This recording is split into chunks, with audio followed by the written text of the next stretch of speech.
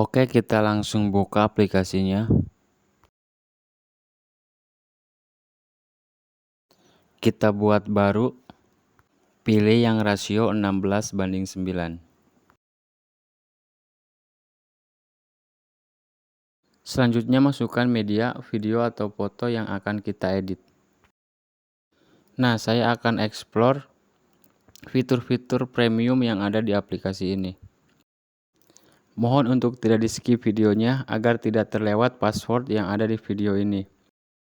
Passwordnya akan muncul di tengah-tengah video ini, ditandai dengan suara seperti ini. Oke, silakan simak baik-baik dan jangan sampai ada password yang terlewat.